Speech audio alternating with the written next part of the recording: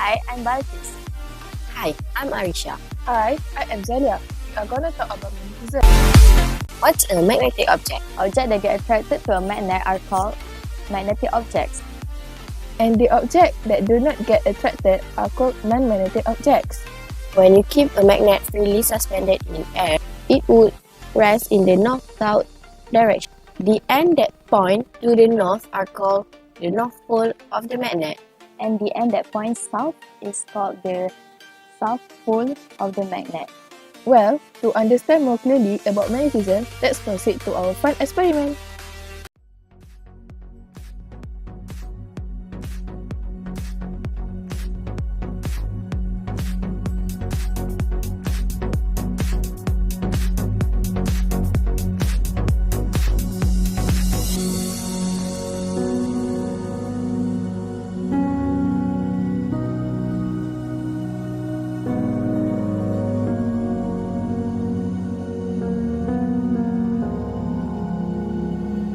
When the bottle with pin pull away from the magnet, it is floating on the air.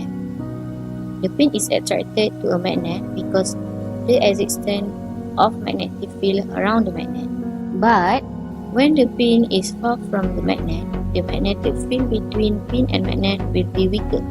So the pin will not floating on the air anymore.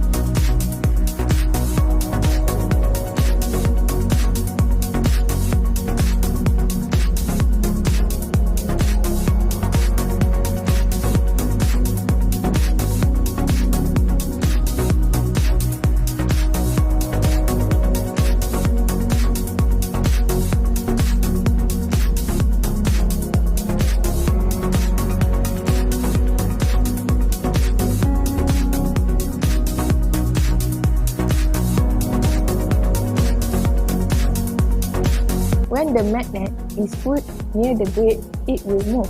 So it means there has to tell. Since we use a neodymium magnet, it is not very strong and does not have strong magnetic field. This because the water in the grid is diamagnetic and is repelled by both poles of magnet. But When it is not freely suspended in the air, the magnet does not repel with the grid.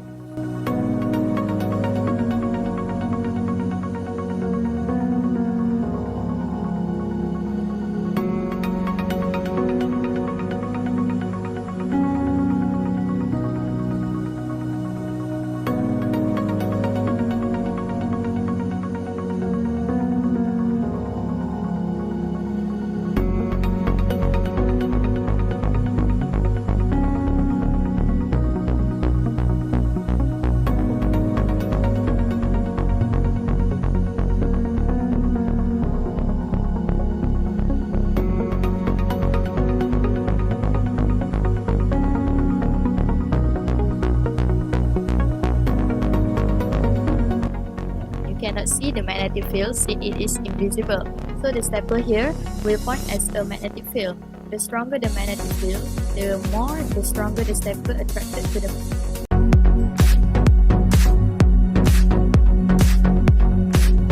Back again with us discussing about magnetism. After we have done our experiment, it proves the existence of the magnetic field around the magnet. Miss Marquis, did you know there is a verse in Quran that says about which is related to magnetism? Yes, I've heard about it before. Let us hear the verse. لقد أرسلنا رسلنا بالبينات وأنزلنا معهم الكتاب والميزان ليقوم الناس بالقسط وأنزلنا الحديد فيه بأس شديد ومنافع للناس فيه بأس شديد ومنافع للناس وليعلم الله من ينصره ورسله بالغيب إن الله قوي عزيز. It brings the meaning of, indeed we have seen our messenger with clear proofs and revealed with them the scripture and the mizan that mankind may keep up justice. And we brought forth iron wherein is mighty power as well as many benefits for mankind that Allah made us who it is that will help him and his messenger in the unseen. Verify Allah is powerful and mighty. Subhanallah, everything that happens in our life has already stated in the Quran. We, as a human, need to believe in Allah and what He says in the Quran. We are back. Have you heard anything about aurora? Of course! On Arctic night, the aurora often flames across the winter sky. What is it and where does it come from? The sun is where the tail of aurora starts, which is a star of every size among billions of other stars in our Milky Way. Oh, right! The aurora is caused by the interaction between Earth's magnetic field and charged particles shot out from the sun, dissipating them before they cause damage. So, what is the relationship between magnetism and the aurora? The Earth is in fact a giant magnetic bar with a south pole as a positive end and north pole as a negative end. The magnetism is generated deep within the core of the planet. The core is divided into two, and when it moves, it will create a bubble known as a magnetosphere that surrounds Earth and acts a shield against solar radiation. Oh, right! I know that magnetosphere is not a perfect sphere as it is subjected to a massive pushing force by the solar wind. This forces the sphere into moves a teardrop shape with the side facing the sun extending on 16,500 kilometers. I wonder how exactly aurora occurs. Now that we know that Earth has a magnetic field, we can see what happens to it when the sun turns to violet. Well, the sun sure have high body temperature and excitedly shooting out huge masses of charged material often towards Earth. It really is violent, right? Oh, really? Sun sure is have a really violent characteristic. Let me explain to you. Well, when the charged mass enters the upper atmosphere, it collides with oxygen and nitrogen atoms. This collision impacts deadly energy into these atoms, exciting them and then glow. This is why the aurora are so bright and allows the atmosphere to dissipate the remaining radiation before it can reach us.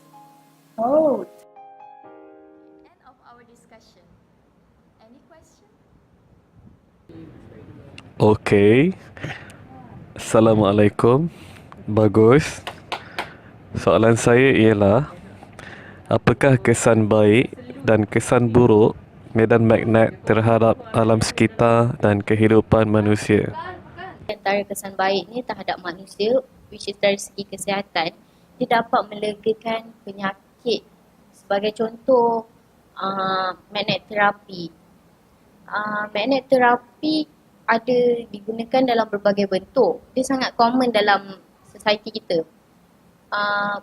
Benda tu orang guna untuk kadang-kadang gelang untuk relaxkan urat-urat kat sini.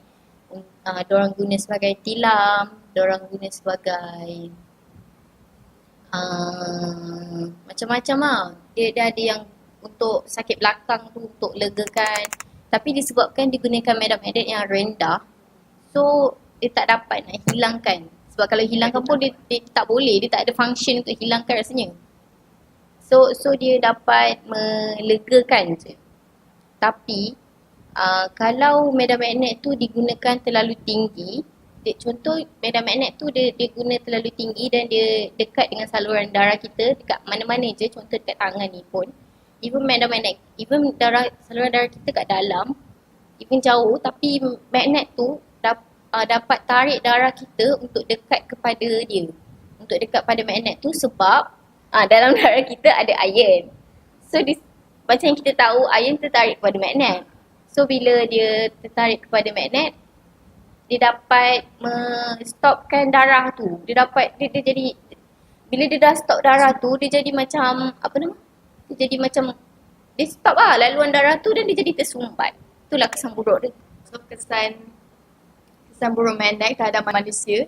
So paling biasa kita guna telefon pintar. So dalam telefon pintar tak terdapat magnet. So magnet dalam telefon tu akan menyebabkan radiasi bila kita guna terlalu lama bercakap dalam telefon ataupun bila kita pasang earphone untuk dengar lagu atau dengar bunyi apa-apa muzik dalam telefon, dia akan bagi kesan buruk untuk telinga kita, untuk otak kita semula.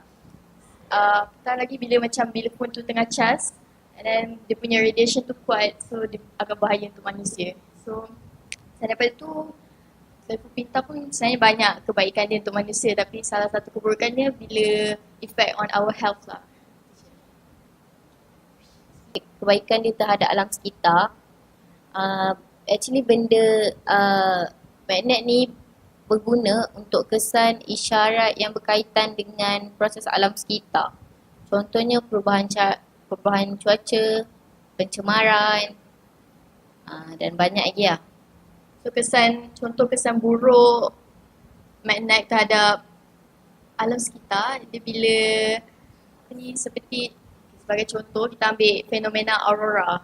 Aurora terhasil dekat kutub utara dengan kutub selatan saja. Dia terjadi sebab wujudnya magnet dekat atmosfera bumi. So aurora ni sebenarnya dia mengganggu atmosfera bumi tu dan dia beri kesan, bila dia dah hasil, dia bagi kesan dekat gelombang radio yang orang guna gelombang radio untuk sampaikan maklumat dekat seluruh dunia. So bila dia kacau, dia punya maklumat tu macam tak sampai lah. Solar wind dia menambah tenaga magnetik dia sendiri ke bumi. Dan apabila tenaga solar wind dengan tenaga magnetik yang ditambah kat bumi tu bergabung, diorang tu boleh shut wire elektrik dan kabel. Dia boleh menyah fungsikan wire elektrik dan kabel. Selain daripada itu, apabila aurora itu terhasil, dia akan menyebabkan atmosfera bumi sedikit mengembang. Itu adalah kesan buruk magnet kepada alam sekitar.